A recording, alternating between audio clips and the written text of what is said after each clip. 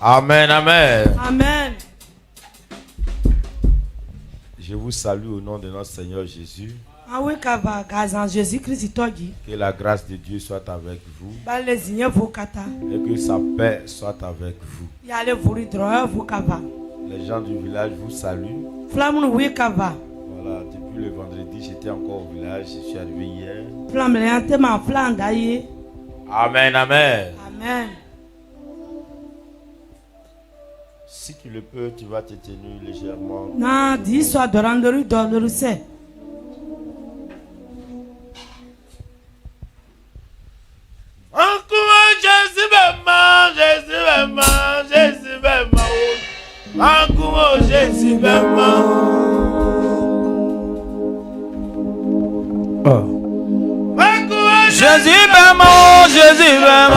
Jésus Bema, Mango, Jésus Bema.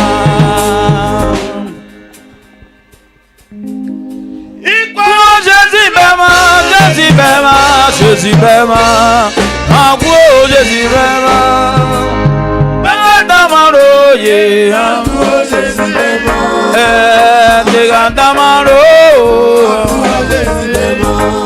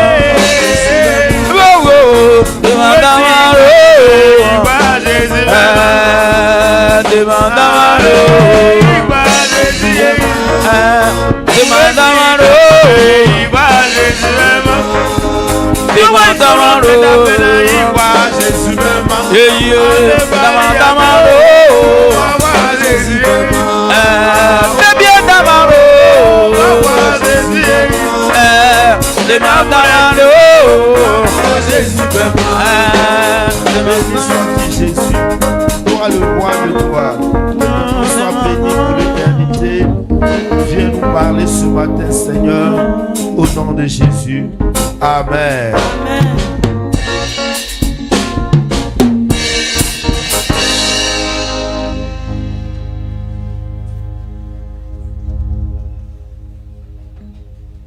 Amen, amen. Amen.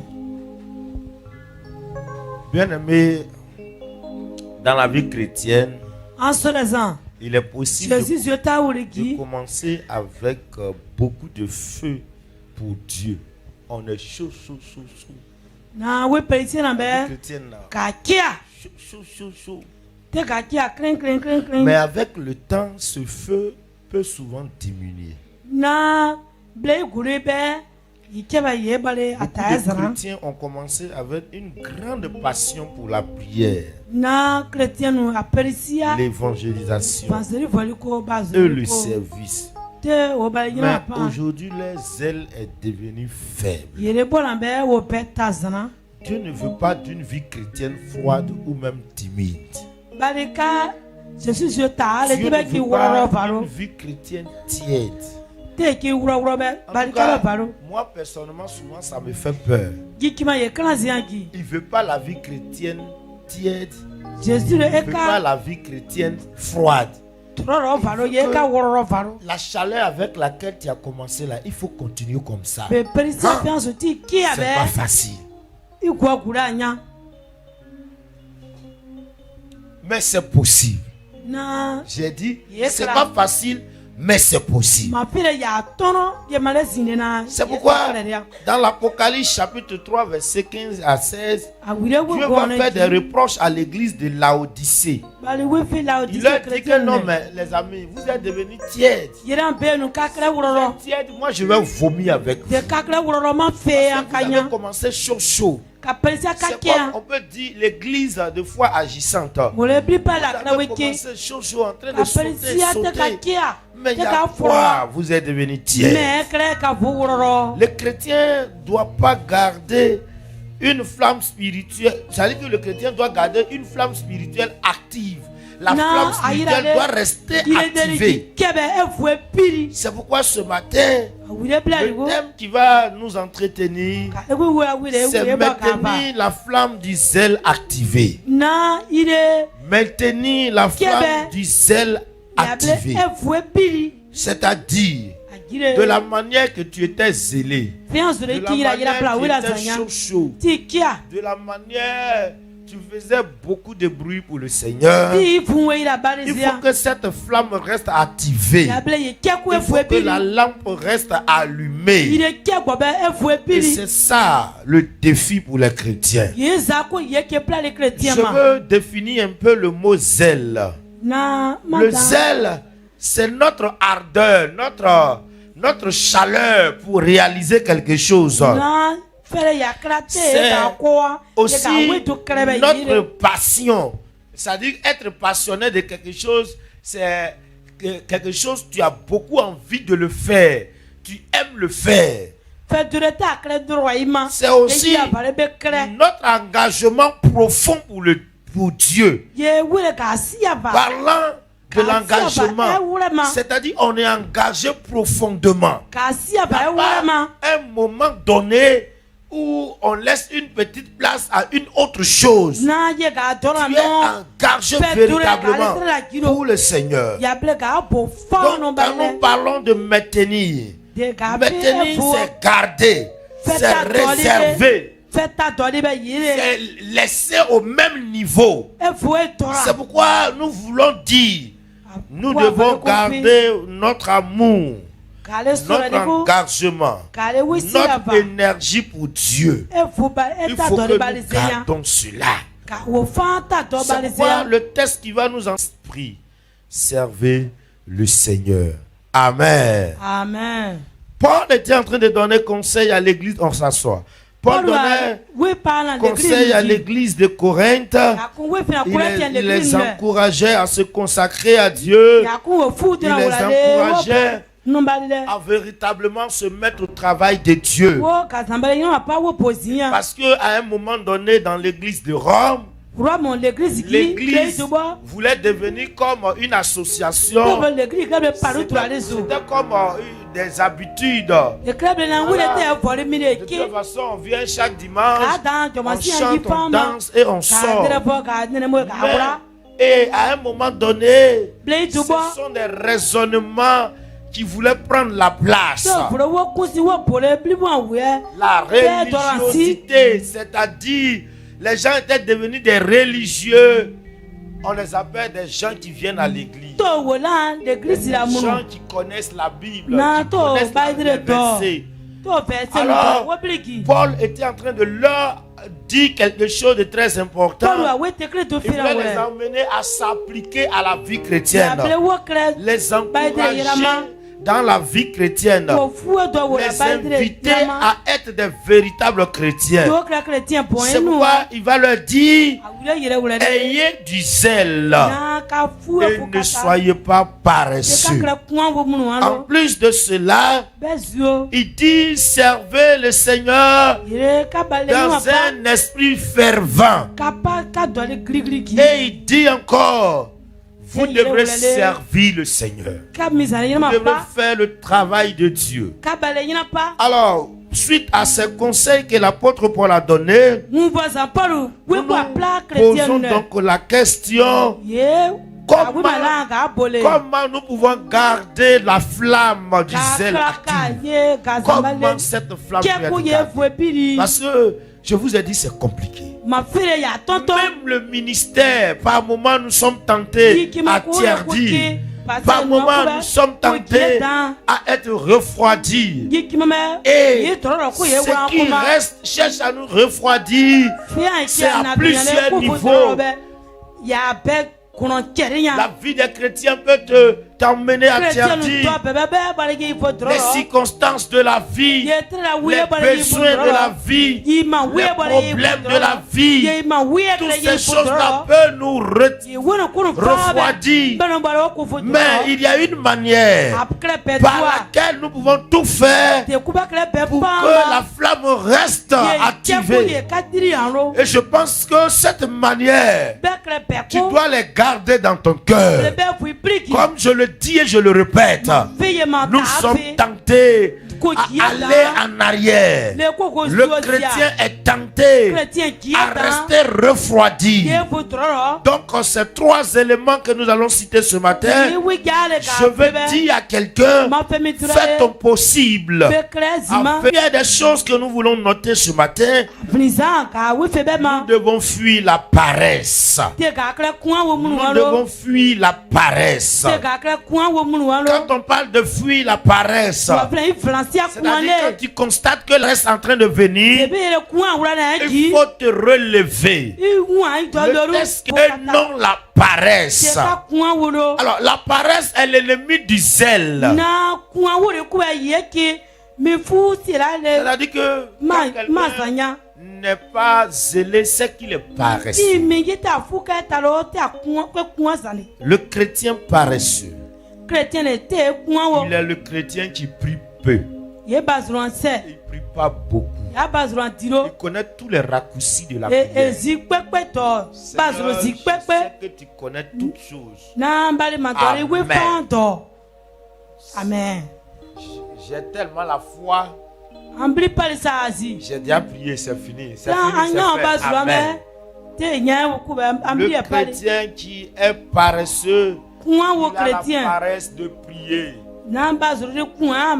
Les parents, je suis venu te dire ce matin, il faut t'arranger. Avoir de la constance dans la prière. Il faut insister dans la prière. Je le dis à chaque fois, les chrétiens ne savent pas prier. Surtout les chrétiens d'aujourd'hui ne savent pas prier. Parce qu'on a mal compris ce qu'on appelle la prière. On a pensé que la prière, c'est demander seulement à Dieu. On a compris que la prière, c'est pendant une situation précise qu'on doit prier. Or pourtant, ce n'est pas là la prière. La prière, c'est le fait de rétablir la connexion entre toi et Dieu. C'est le fait de rester connecté à Dieu. La prière n'est pas que de prier pour toi seul. La prière, c'est aussi adorer le Seigneur. La prière, c'est aussi intercéder pour les autres. Prier pour les autres. La prière, c'est aussi chercher à comprendre la voix de Dieu et la volonté de Dieu. La prière C'est aussi chercher à comprendre la voix de Dieu, à entendre la voix de Dieu. Bien-aimé dans le Seigneur, si tu veux que ton zèle reste activé, prie l'Éternel, prie le Seigneur. D'une armée de prière. Le Seigneur a besoin d'une armée de prière. Quand la prière est activée, la vie chrétienne est activée. Quand la prière est refroidie, la vie chrétienne est refroidie. C'est pourquoi tout ce qui est ennemi de la prière, nous devrons nous débarrasser de ces choses. Je veux noter le péché. Le péché est l'ennemi de la prière. Quand le péché est dans mon cœur, je ne peux pas prier. Je n'ai pas les mots pour prier. Je veux dire aussi à quelqu'un, en plus du péché qui englobe beaucoup de choses, je veux particulièrement parler de la colère. Quand nous sommes en colère, quand nous sommes en palabre, nous ne pouvons pas prier. Et c'est pourquoi le Seigneur a dit, si vous vous mettez en colère, que le soleil ne se couche pas sur votre colère. Le Seigneur a mentionné par là, disant que nous tous nous pouvons être en colère. On peut nous énerver, on peut nous faire des manquements, mais que cela passe rapidement. Parce que si ça ne passe pas rapidement, tu ne peux pas prier. Alors je veux parler aux familles. Je veux parler aux couples. Dans une famille, là où il y a trop de palabres, il y a moins de prières, et alors la flamme du zèle s'éteint. C'est pourquoi il y a des personnes, dès qu'ils se marient, leur zèle pour le Seigneur diminue. Les gens ne savent pas ce qui se passe. C'est parce que le nombre de palabres est très élevé. Amen, amen. Le paresseux chrétien est celui qui lit peu la parole de Dieu. Il lit peu la parole de Dieu.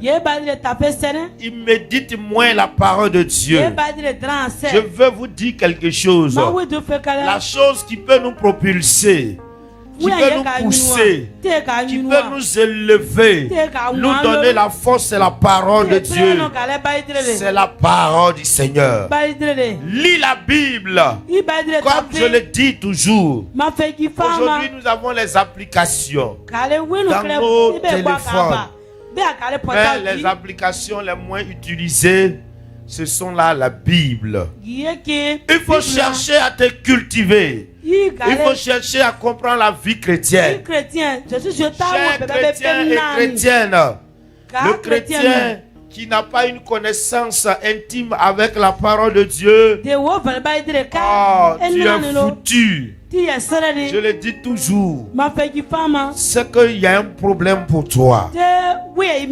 Le chrétien paresseux, il ne s'engage pas dans l'œuvre de Dieu. Tout ce qui est travail de Dieu, il ne s'engage pas. Je vous dis, qu'est-ce que la Bible veut dire s'engager? Qu'est-ce que même le mot s'engager veut dire? Quand on dit s'engager, ça veut dire engager toi-même. Se engager. C'est-à-dire que on n'a pas dit quelqu'un t'a engagé. Ça veut dire d'une manière volontaire. Tu as pris la décision pour dire, je me donne, je me jette, je me sacrifie. Alors s'engager veut dire prendre la décision personnellement de faire quelque chose. S'engager, c'est pas quelqu'un qui est l'auteur de ce que tu es en train de faire. L'idée est venue de toi. L'initiative est venue de toi. Combien de chrétiens s'engagent aujourd'hui dans l'église? La paresse nous a détruits. Ça nous a anéantis. Dans ces 2 jours, j'ai été profondément touché par l'action des chrétiens de cette église. Ça a déchiré mon cœur. J'ai simplement demandé à chaque entité de donner le rapport de leurs activités. Les chrétiens ont bâclé, ont jeté. C'est-à-dire, s'ils pouvaient le dire, qui est ce pasteur de nous demander un rapport? Ça m'a profondément touché. Je me suis posé la question, est-ce que je suis en face des personnes qui veulent travailler? Est-ce que je suis en face des personnes qui veulent s'engager? Je vais vous dire ce matin, que la flamme du Seigneur soit activée. Soyez vous-même engagés dans l'œuvre du Seigneur. Ne soyez pas comme des esclaves des pasteurs. Ne soyez pas comme des personnes sans volonté. Non. Que chacun s'engage. Si nous voulons voir notre église à le devant, si nous voulons voir notre vie obtenir de grandes choses. Au même moment que j'ai été touché par l'action et l'attitude que je venais de décrire tout à l'heure, je me suis posé la question, qu'est-ce qui peut être la cause? L'une des causes, et qui d'ailleurs est la principale, c'est effectivement la paresse. La paresse nous amène à remettre toujours à demain. Demain je vais faire. C'est même pas difficile. Demain je vais faire. Le pasteur a dit on n'a qu'à faire rapport. Il a dit dans 2 semaines, ça c'est rien. Demain je vais faire. Demain je vais faire. Demain j'ai gêné. Demain j'ai prié. Demain je vais commencer à faire ceci. Quand cela t'arrive, c'est que la paresse spirituelle a envahi ta vie. C'est pourquoi, bien-aimé dans le Seigneur, l'ennemi du zèle, c'est cette action de remettre à demain. Quand le Seigneur te confie une attitude, une action, te confie un travail, fais-le maintenant. Ne remets jamais à demain. Il y a un adage qui le dit, celui qui remet à demain trouve malheur en chemin. Afin de remettre à demain les œuvres dans l'église, regardez les dégâts que nous créons dans l'œuvre du Seigneur. Celui qui remet à demain, c'est là l'identité d'un chrétien paresseux. Sortons de la paresse, parce que la paresse éteint progressivement la flamme spirituelle. Ça éteint la flamme spirituelle. Regardez, si nous tous on voulait aller sur cette base, à remettre à demain, vous allez voir, cette église ne va aller nulle part. Regardez très bien. Et c'est pourquoi je vous le rappelle encore ce matin. Quand je n'étais pas encore arrivé dans cette église, je causais avec quelqu'un. Et la personne accusait le pasteur. Il accusait le pasteur. Notre pasteur ne fait pas ceci. Notre pasteur ne fait pas cela. Notre pasteur ne fait pas ceci. Je lui ai dit, mon ami, il faut faire très attention. Qu'est-ce qui prouve que c'est le pasteur seulement? Ce n'est pas le pasteur seulement. C'est aussi les chrétiens.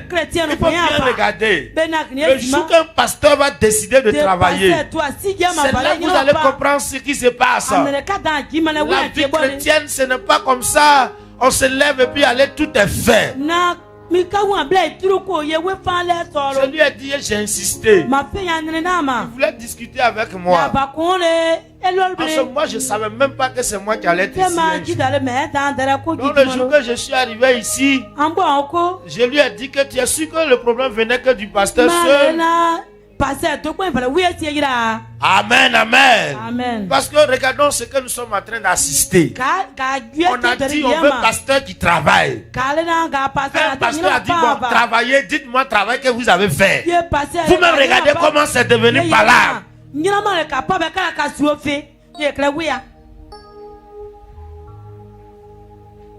Amen.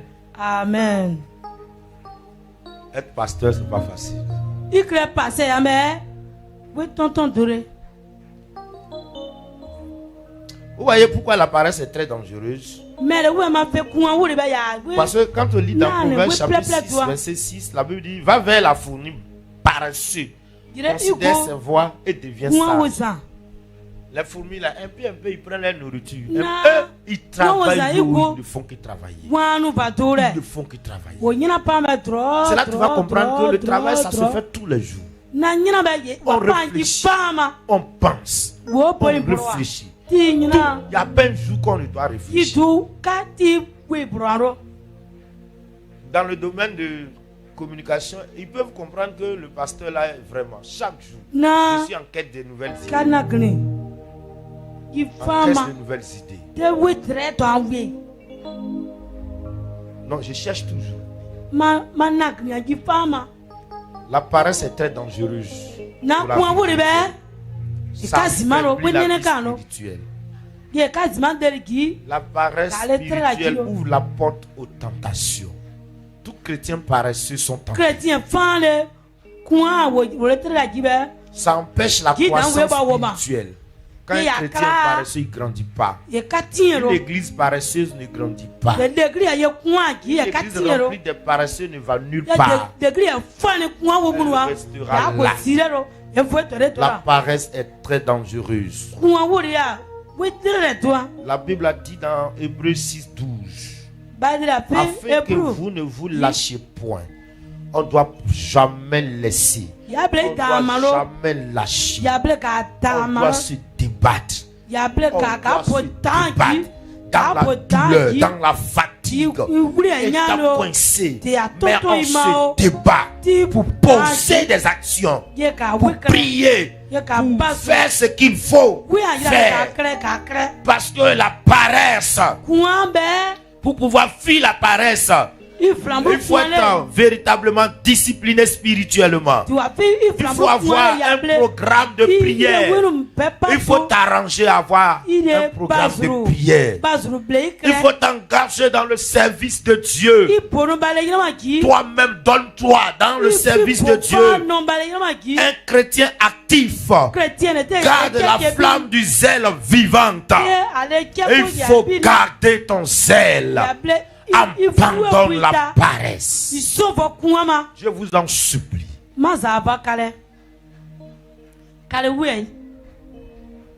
avons besoin d'aller devant. S'il vous plaît.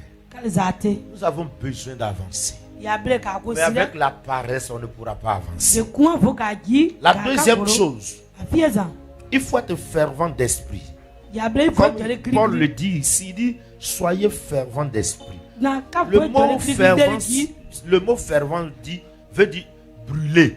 Ça veut dire être enflammé, être passionné. C'est-à-dire que le feu là n'a qu'à toujours brûler. L'envie en toi doit toujours brûler. Voilà, l'envie doit brûler en toi. Tu dois rester enflammé. La flamme de Dieu doit rester activée. Toujours avoir l'envie d'être à l'église, envie de prier, envie de poser les actions, envie de servir, envie de donner à Dieu, envie de faire ceci, cela. Dieu veut des croyants enflammés par le Saint-Esprit. Regardez dans Actes 18, 25. La Bible parle d'Apollos qui était fervent d'esprit. Apollos était fervent d'esprit. Attends, qu'est-ce que cela même veut signifier? Il faut être passionné pour Dieu. Oh, c'est ceux qui aiment ballon là. Je ne parle pas de ceux qui aiment Géasa, hein, parce que actuellement là, il y a deux types de passionnés. Il y a les passionnés de Géasa.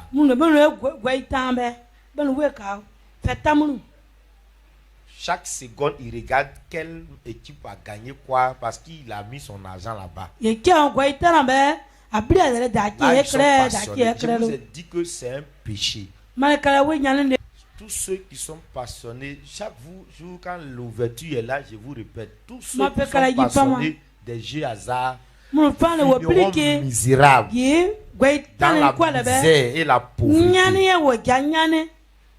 Je reviens en disant être passionné, ceux qui sont passionnés du football, Moi, personnellement, je ne suis pas passionné du football. Ça fait qu'il y a ballon ou il n'y a pas ballon. Mais ceux qui sont passionnés, souvent quand je les regarde, on dirait c'est une folie. Ballon des blancs ou des noirs. Ils sont assis en train de faire leur pied comme ça. C'est ce qu'on appelle la passion. La passion d'une chose t'amène à vivre avec la chose. Quand tu vis avec la chose, c'est là que tu es à l'aise. Quand cette chose te manque, tu peux pas être à l'aise. Ceux qui sont passionnés du Seigneur, le feu de l'Éternel brûle en eux. Ils sont passionnés pour Dieu. Il faut être passionné pour la vérité. Il faut être quelqu'un qui veut toujours établir la vérité, qui veut toujours prôner la vérité. Quand le mensonge veut venir à quelque part, lui dans son cœur, il veut rétablir la vérité. C'est ce qu'on appelle être passionné pour la vérité. Il est enflammé. C'est pourquoi, pour dire la vérité, ce n'est même pas un problème pour lui. Nous devrons être passionnés pour le service. Être passionné pour le service, ça veut simplement dire avoir envie de travailler toujours pour Dieu. C'est-à-dire que tu es assis là, tu as toujours envie de travailler. Tu as toujours envie de faire quelque chose pour Dieu. Tu as envie de poser une action pour Dieu. Il y a comme pour tous les chrétiens qui sont assis dans l'église sans même avoir envie de faire quelque chose pour Dieu. Vraiment,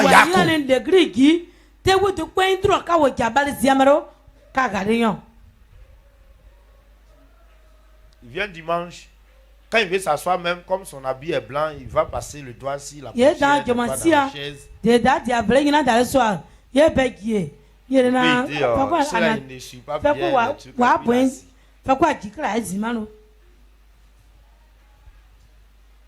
Non, il faut être passionné du service. Il faut avoir envie. Chaque jour de servir Dieu. Tu es assis comme ça, tu n'es pas à l'aise quand tu n'es pas en train de servir. Si tu es prédicateur, il faut être passionné de la prédication. C'est ça.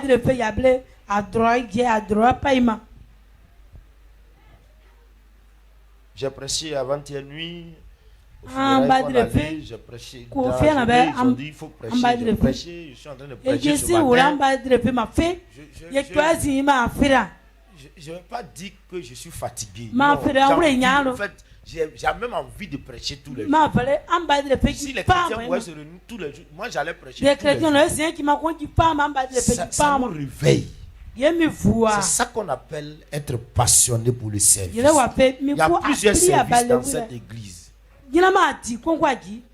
Soyons passionnés. Comment on peut devenir fervent? Il faut prier. Dans Ephésiens 6:18, la Bible encourage à prier en tout temps. Ça va t'amener à être fervent. La prière, ça rative le feu spirituel. La parole de Dieu, comme Jérémie l'a dit, ta parole est dans mon cœur comme un feu. La parole de Dieu te dit, non, on ne s'assoit pas comme ça sans travailler. La parole de Dieu va toujours te dire, non. La Bible dit Dieu est saint. Donc, telle chose est comme ça. La parole de Dieu, en fait, la parole de Dieu est toujours là pour nous dire quelque chose qui doit t'amener véritablement à servir Dieu, à avoir le zèle. La parole de Dieu est là pour nous le dire. Il y a même ce texte qu'on est en train de lire. Ce texte-là nous encourage à être zélés.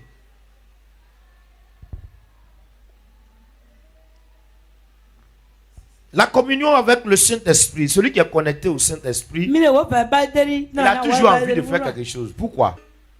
Quand tu es connecté au Saint-Esprit, le Saint-Esprit te communique toujours quelque chose à faire. Parce que le Saint-Esprit travaille avec ses dons. Or, quand tu es connecté avec le Saint-Esprit, le don de l'Esprit va toujours te parler. Le Saint-Esprit va toujours te parler. Le Saint-Esprit va te dire, il faut faire ceci, il faut prophétiser, va prier pour quelqu'un, il faut venir nettoyer ici, il y a un problème ici, il va régler, il y a telle chose. Le Saint-Esprit va toujours te communiquer, il va toujours te parler. Mais le problème de l'église d'aujourd'hui, c'est difficile. Les chrétiens sont tellement déconnectés au Saint-Esprit. Or, le travail de Dieu, c'est avec le Saint-Esprit. On est rentré dans la chair. Je vous assure, la chair ne peut pas faire. C'est le Saint-Esprit. Celui qui est animé par le Saint-Esprit, cette personne a toujours envie de faire quelque chose pour Dieu. C'est pourquoi Paul a dit aux Thessaloniciens, dans Thessaloniciens chapitre 5, 19, que n'éteignez pas le Saint-Esprit. En fait, quand le Saint-Esprit est toujours connecté, quand nous sommes connectés au Saint-Esprit, quand nous sommes en communion directe avec le Saint-Esprit, vous allez voir, chaque jour que Dieu fait, le Saint-Esprit va te dire quelque chose. Mais quand le Saint-Esprit te dit rien, c'est dangereux. Tous ceux à qui le Saint-Esprit ne leur dit rien, le Seigneur ne vous connaît pas. Je vous ai dit une fois, je le répète, nous sommes sauvés pour servir. C'est pourquoi, si toi on ne t'envoie pas, il faut avoir problème. C'est simple, à la maison. Si on ne t'envoie pas, tu es assis là, on ne t'envoie jamais. On ne dit jamais, toi il faut te lever, va faire ça, faut faire ça. Tu es assis là. Comment est-ce que tu te sens à l'aise? On ne te dit rien.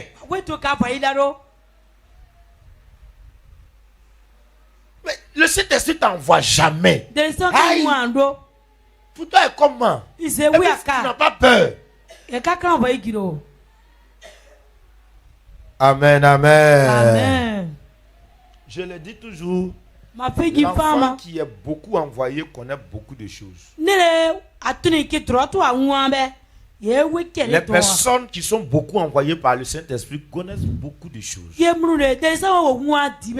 Tous ceux qui vont s'arrêter là pour citer les expériences de leur vie chrétienne, telle chose peut se faire, telle chose peut se faire, telle chose peut se faire, c'est parce qu'ils écoutent Dieu. Et puis Dieu les envoie tellement. Ils connaissent le nom de beaucoup de choses. Quand il veut t'envoyer, il dit le nom de ce que tu dois aller faire. Et il te dit comment on doit faire. Si tu me poses la question comment écouter le Saint-Esprit, je te dis va prier, va jeûner. Il faut prier individuellement, personnellement. Il faut que le Saint-Esprit te parle pour que tu puisses véritablement avoir le zèle. La dernière chose, il faut être au service du Seigneur. Paul dit servez le Seigneur. Le zèle n'est pas seulement une émotion, mais il doit se traduire par le service. Quand on parle du zèle, c'est pourquoi beaucoup de chrétiens ont le zèle amer. Ils confondent le zèle et la concurrence. Voilà. Et aussi, les chrétiens confondent le zèle à l'esprit de compétitivité. Et ils confondent aussi le zèle avec le m'as-tu vu. C'est-à-dire se montrer, se présenter. Le zèle amer. Et c'est pourquoi l'apôtre Paul l'a si bien dit. Nous ne devons pas, Jacques a dit, nous ne devons pas avoir du zèle amer. Le zèle amer t'amène à te présenter, à te vanter, à te montrer aux yeux des gens. Oh, pourtant, véritablement, tu n'es pas en train de servir. C'est-à-dire, tu parles. Parce qu'il faut parler. Tu dis les choses, on ne sait même pas pourquoi tu as dit. Ce n'est pas là le service. Au fait, le service, ce n'est pas la parole. C'est les actions qu'on pose. On ne parle pas de servir dans la bouche. C'est moi, j'ai horreur des chrétiens qui disent je veux servir Dieu. On ne dit pas je veux servir Dieu. On le voit de ta manière de le faire. Tu commences à faire quelque chose et ça dit que lui là il veut servir Dieu. Ça ne se dit pas dans la bouche je veux servir Dieu. Voilà, je veux servir Dieu. On ne dit pas. Ça ne se dit pas. Le service n'est pas verbal. Ce n'est pas dans la bouche. Ce n'est pas non. Moi-même là, je vais balayer dans l'église. Quand on dit ça, tu te lèves, tu viens, tu es en train de balayer. C'est ça qui dit que tu es en train de travailler.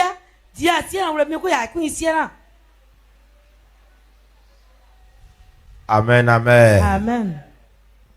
C'est pourquoi je dis toujours, j'ai un problème avec les titres à l'église. Moi, personnellement, j'ai un problème avec les titres.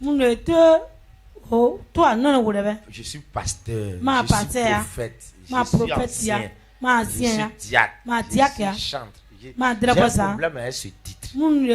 Parce que ce que la Bible voulait dire, ce n'est pas ce qu'on a dit. La Bible a vu des gens faire la chose et la Bible leur a confié le nom qui va avec la chose. C'est ce qui est biblique.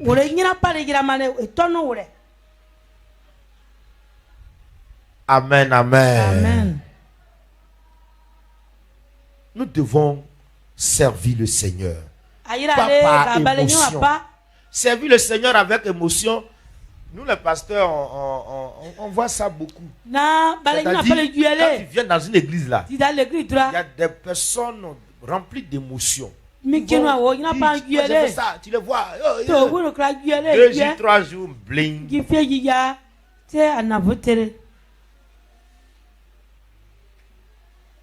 On ne sert pas par émotion.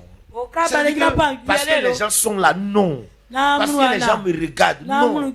Parce que les gens me voient, non. Le service est loin de là. Le service, c'est une action pratique. Ça se dit pas.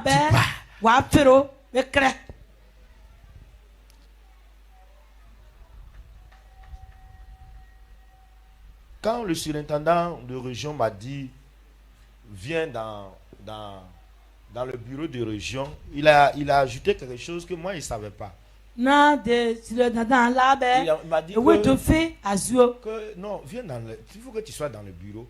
Parce que tu n'as pas trop d'idées. Il dit non. Toutes tes interventions, c'est toujours une idée que tu proposes. Donc, il faut venir dans le bureau. En même temps, on sait que quand tu as venu, tu vas donner des idées. Moi, parce qu'on a la réunion, je suis en train de parler parce qu'il faut parler. Moi, il faut donner des idées comme ça. Je ne savais pas. Mais lui, il a cerné quelque chose. Il m'a dit, comme tu donnes des idées, alors viens dans le bureau de région. Et il a dit qu'ils ont même fait des réunions pour qu'ils puissent me choisir pour ça. Qu'il a proposé à des personnes, ils ont dit oui, il n'a pas trop d'idées qui viennent. C'est-à-dire que, je ne suis pas dans le bureau, je n'étais pas dans le bureau des régions. Je ne suis pas obligé d'être dans le bureau d'abord. Tu n'es pas obligé d'être dans le conseil de l'église d'abord avant de donner des idées. Tu n'es pas obligé d'être d'abord quelqu'un qui est responsable de quelque chose d'abord avant de donner les idées. C'est ça. Mettons-nous au travail. Servons le Seigneur. Servir Dieu signifie travailler pour son œuvre. Tu travailles pour l'œuvre de Dieu. Tout ce qu'on appelle l'œuvre de Dieu, tu travailles pour ça. Tu es à la maison où tu travailles. Tu es à l'église où tu travailles. C'est participer à l'avancement de l'évangile. Comment faire pour que l'évangile n'a qu'à aller devant? D'ailleurs, l'évangile commence à être oublié par les chrétiens. Chacun doit annoncer l'évangile en sa manière. Quand je vois les jeunes chrétiens utiliser les réseaux sociaux, en train de faire leur bouche comme ça, je les regarde, je dis, est-ce que les gens comprennent ce qu'on doit faire? Tout ce qu'un chrétien trouve dans sa main doit être un sujet d'évangile. Ça fait 2 semaines en arrière. Je reçois les appels en Europe, dans des personnes âgées, des personnes qui disent non, il y a un conseil que tu as donné, ça m'a fait du bien. Il y a un conseil que tu m'as donné, ça fait du bien. Même un serviteur de Dieu m'a appelé. Il a dit, vraiment tu es pasteur, je suis serviteur de Dieu il y a longtemps. Mais tu as dit quelque chose qui m'a interpellé, qui m'a parlé. Et on dirait que depuis longtemps je ne servais même pas Dieu. Je suis en train de vous dire, nous devons utiliser tout pour avancer le royaume de Dieu. Tout ce que nous avons en main, ton commerce, même au marché, partout, tu dois le faire. C'est pourquoi je le répète encore. Quand quelqu'un me dit, je veux travailler, Dieu, on me refuse de travailler, je dis que non, ça là, c'est que c'est un accusateur. Zéro. Est-ce qu'on peut empêcher quelqu'un de servir Dieu? Non, je vous demande, est-ce qu'on peut empêcher quelqu'un de servir Dieu? Il n'y en a pas. On ne peut même pas empêcher quelqu'un. En tout cas, moi, je sais que personne ne peut m'empêcher de servir Dieu. Tu vas passer où pour m'empêcher? Si tu me dis, il ne faut pas prêcher. Qui a dit que c'est ça qui est un truc? J'étais en service à quelque part. J'étais pasteur second. Je fais 3 mois. Mon principal ne me programmait pas. Ça ne m'a rien dit. Au moment où il ne me programmait pas, c'est là le Seigneur m'a dit, hey, lève-toi. Il faut organiser une prière. Et cette prière-là, je l'ai nommée au pied du Seigneur.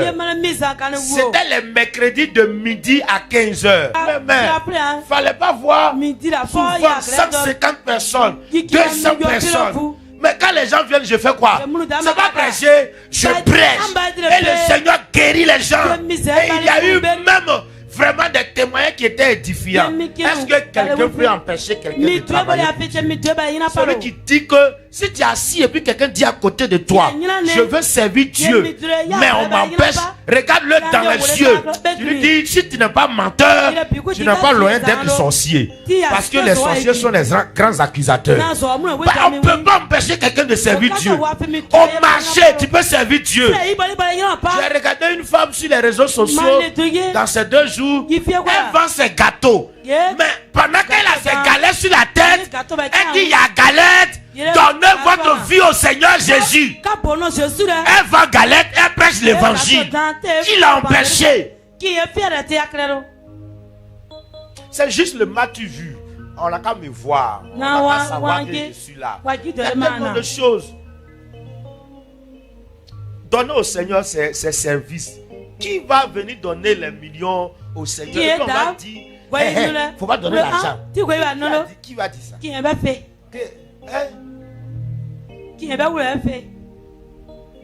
Ça dit que tu appelles le trésorier en cachette. Tu dis trésorier, j'ai 1 million à donner. Comme on dit dans ces 2 jours, l'église là, que le nouveau financier, truc, je donne 1 million. Trésorier, tu as dit à la personne, non, il ne faut pas faire. Regardez comment c'est simple. Le champ est tellement vaste et grand. C'est tellement simple. Travaillons pour l'avancement de l'œuvre. Des compétitions inutiles. Des places même qui ne sont même pas des vraies places en guette. Je ne suis pas obligé d'être dans le conseil pour travailler pour le Seigneur. Je ne suis pas obligé d'être dans le conseil national pour servir. Moi, j'appelle les présidents. Et puis je leur propose des idées. Ça, si on fait comme ça, je suis en train de préparer une idée que je veux échanger avec le trésorier national. Lui et moi, on va échanger. J'ai eu des idées que je vais passer avec lui. Je ne suis pas dans le conseil. Travaillons pour que l'évangile avance. À tout niveau. J'ai dit travaillons pour l'évangile. Avec tous les moyens, avec tout ce qu'on peut. C'est ça qu'on appelle servir Dieu. Servir Dieu, il n'y a rien derrière. Il n'y en a pas quelque part. Il n'y a pas un secret. Il faut travailler à tout niveau pour que le royaume du Seigneur avance. Il faut utiliser tes dons pour Dieu. Utilise tes dons, tes talents pour Dieu. Utilise-les. Pas pour toi, mais pour Dieu. Dieu a déposé des dons spirituels en toi. Dieu a déposé des talents en toi. Utilise-les. Tout ce que tu sais faire, utilise-les. Tout à l'heure, j'ai dit au président régional de la GIA ici, vous les présidents, quand on regarde bien là, vous les jeunes actuellement là, c'est vous les hommes d'affaires, des fonctionnaires, même le président régional, il est professeur. Comment l'argent pouvait manquer à votre caisse? J'ai dit à aux anciens au niveau national, ils ont dit d'aller filmer leur AG. Après, ils ont dit il n'y a pas l'argent dans nos caisses. C'est que là, ici, là, c'est devenu compliqué. Hein? Les anciens, les cadres même, les fonctionnaires, là, c'est eux qui sont réunis. Et encore, ils vont dire qu'il n'y a pas l'argent dans les caisses. Qu'est-ce qui manque? C'est le service. C'est-à-dire que met son don, ses talents, ses capacités au service de Dieu. Il y a des églises à Haïti qui on a les ingénieurs, des informaticiens, des quoi. Mais on n'a pas de site internet. Site web national, il n'y en a pas. Pourquoi? Oh, ces personnes-là, ils le font, ils le vendent aux autres. Mettons nos talents et nos dons au service du Seigneur. C'est possible. Les capacités sont en nous. Et quand cela n'est pas fait, ça éteint nos ailes. Imagine, tu es en train de servir avec ta capacité. Ça te donne le zèle. Ça t'encourage. Ça active ta flamme. Utilisez vos dons. Dans cette église, chers frères et sœurs, jeunes, utilisez vos dons. Tout ce que vous savez faire, mettez-le au service de Dieu. Tout ce que vous savez faire, tous vos dons, vos talents, faites-le. Tu es enseignant, mets ton affaire d'enseignant là au service de Dieu. Comme le professeur, j'ai dit au Jack, organisez-vous vite cette année. Il faut qu'on puisse aider les élèves en classe d'examen. Vous êtes professeur. C'est ça. Regardez, quand on lit dans Matthieu chapitre 9 verset 37, est-ce que les chrétiens lisent même ce verset? La Bible dit la moisson est grande, mais il y a peu d'ouvriers. Ça veut dire que normalement là, on ne devait même pas bousculer sur place où on doit travailler. Parce que le travail est versé, waouh! Il n'y a même pas quelqu'un pour faire. Mais qu'est-ce qui explique ces bousculades? Qu'est-ce qui explique ces conflits de leadership de quoi? Qu'est-ce qui explique ça? Parce que la Bible a dit, et puis je crois en ça. Il dit le champ est grand. La moisson là, c'est tellement grand. Ceux qui travaillent même là ne sont même pas beaucoup. C'est pas chaque jour que Dieu fait. Dieu appelle des personnes pour venir travailler. Mais il y a quoi? Et puis on se bouscule. Qu'est-ce qui se passe? À quelque part, c'est qu'il y a un intérêt qui est là. Quand tu vois quelqu'un placer là-bas et puis il vient s'arrêter ici, il bouscule les gens là. C'est que la personne est derrière le travail. Il y a tellement de travail. Même petite église que vous voyez comme ça là, le travail qui est dedans là, on ne peut pas compter. Que vous le voyez petite église comme ça là, le travail qui est dedans là, on ne peut pas compter. Il y a tellement de travail. La moisson est tellement grande. Mais il y a peu d'ouvriers. C'est large.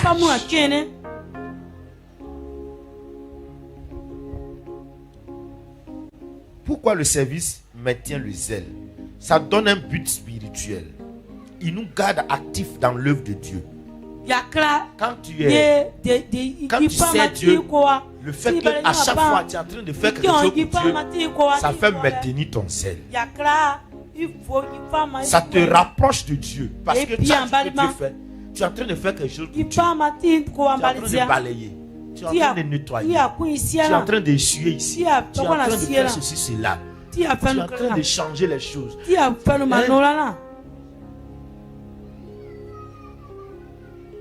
Le dimanche dernier, on devait faire la réunion régionale. Le trésorier a regardé les ventilateurs et dit ça là, on a qu'à essuyer, les étrangers arrivent. Il dit ah bon. Donc, comme les étrangers arrivent là, ça, vous voyez non? Vous êtes sûr que dans cette église, il n'y a pas quelqu'un qui sait nettoyer le ventilateur? Vous êtes sûr? Oh, pourtant, qu'est-ce que les gens disent?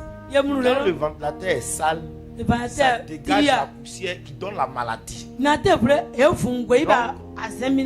tous, on est assis, on regarde. Maintenant, et nous tous, ça nous donne maladie. Et puis après, on a prié, c'est pas fini. Sinon, il y a combien de ventilateurs ici? 1, 2, 3, 4, 5, 6, 7. Maintenant, nous, on est combien ici? C'est ça qui montre que la moisson est grande. Il y a plein d'ouvriers. On est combien ici? Il y a combien de ventilateurs ici? Même une seule personne peut nettoyer tout. Si une personne dit que moi, ou le vent qui me souffle là, c'est que c'est ça qui m'intéresse, c'est ça, j'ai nettoyé, c'est pas grave. Quand chacun va essuyer là où ça le souffle, c'est déjà fini.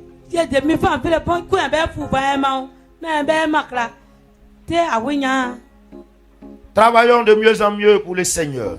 Ça nous rapproche du Seigneur.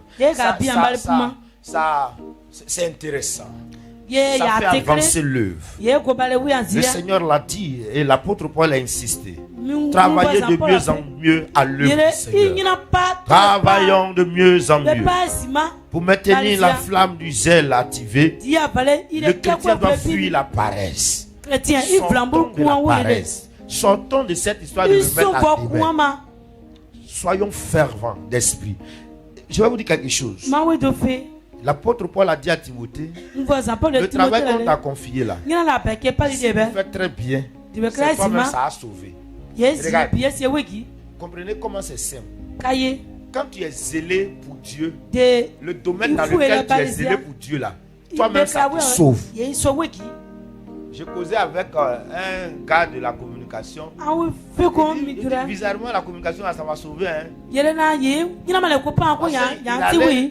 Jusqu'à même, il a eu travail et puis il met notre nom là-bas comme ses compétences. Il va payer droit. Vous voyez, il le faisait pour Dieu, non? Mais ça lui a donné travail. En fait, pendant que tu es en train de servir Dieu, pendant que tu es en train de faire les choses pour Dieu, c'est toi-même qui gagnes bénéfice là.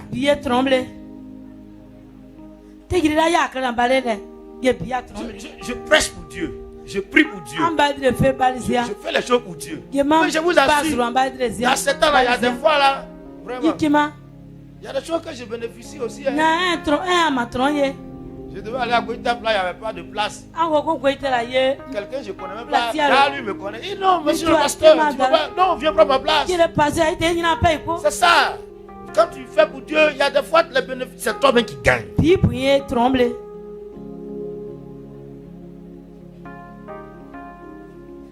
Mettons-nous au service de Dieu. Amen, amen. Amen. Le zèle spirituel ne doit pas être momentané. Il doit être constant. Le zèle, c'est pas pour un temps. Tu as une chose un seul temps. Après, ça c'est pas ça. Dans Lévitique chapitre 6 verset 12, Dieu dit, n'éteins jamais la lampe qui se trouve dans la maison de l'Éternel. N'éteins jamais. Jamais. La flamme de notre amour pour Dieu ne doit jamais s'éteindre. Ça ne doit jamais s'éteindre. Et rien ne doit être capable de l'éteindre. Jamais. Et c'est en cela tu vas voir comment ta vie chrétienne va devenir. Il faut avoir honte quand on dira que tu étais chose de ça doit avoir honte. Je ne sais pas pourquoi les gens sont forts comme ça. Les gens sont courageux à dire. Ils ne sont même pas encore morts, mais ils parlent de leur vie au passé. Quand tu vois là, c'est bien. Tu parles de ta vie et puis tu parles du passé. Moi là, avant de l'église là, avant là, je jeûnais. De toute façon, j'évangélisais. C'est une honte. Et puis les chrétiens sont forts, ils n'ont même pas honte de dire ça. C'est une honte. Nous devons garder la flamme activée. Qu'est-ce qui a éteint la flamme? Je ne suis pas d'accord avec toi quand tu diras que c'est les hommes. Je vous ai dit un jour, Oui, l'homme peut douter de ce que tu fais. Mais toi-même, tu te connais, tu sais ce que tu fais. Tu sais ce que tu connais. Insiste. Lui qui ne savait pas, là, il va dire après. Il ne faut pas te insiste. Lui qui dit que, je ne sais pas, il ne faut pas que quelqu'un va te décourager.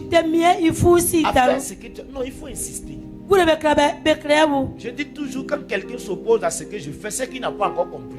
Et ce que je n'ai pas encore su lui expliquer. Soit la personne n'a pas encore bien compris, ou bien je n'ai pas encore su bien lui expliquer. Alors je dois tout faire pour qu'il comprenne. Il faut insister. Il faut insister. Jusqu'à ce qu'un jour, la même personne dit, ah, mais lui là, il s'est fait. Lui là, il est fort. Il a bien fait. Il faut insister.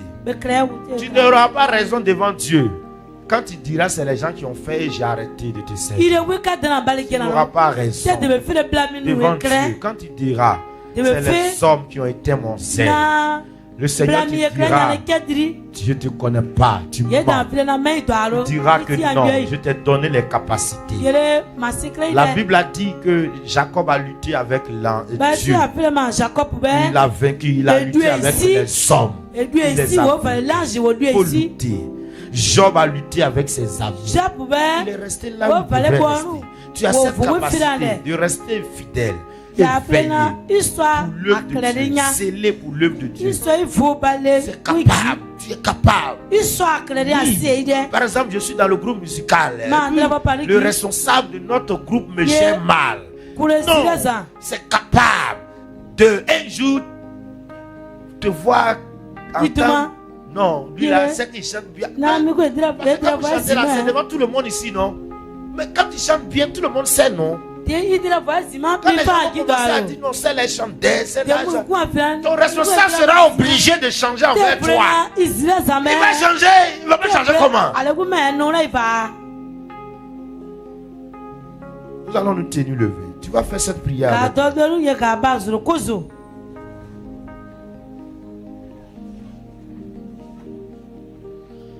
Seigneur, ravive en nous le feu du Saint-Esprit.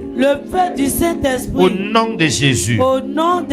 Seigneur, délivre-moi de la paresse spirituelle. Au nom de Jésus. Seigneur, donne-moi un esprit fervent. Au nom de Jésus. Seigneur, aide-moi à te servir avec zèle jusqu'à la fin de ma vie. Jusqu'à la fin de ma vie. Seigneur, que nul ne m'empêche de te servir avec zèle. Seigneur, libère-moi de tout raisonnement. Au nom de Jésus. Amen.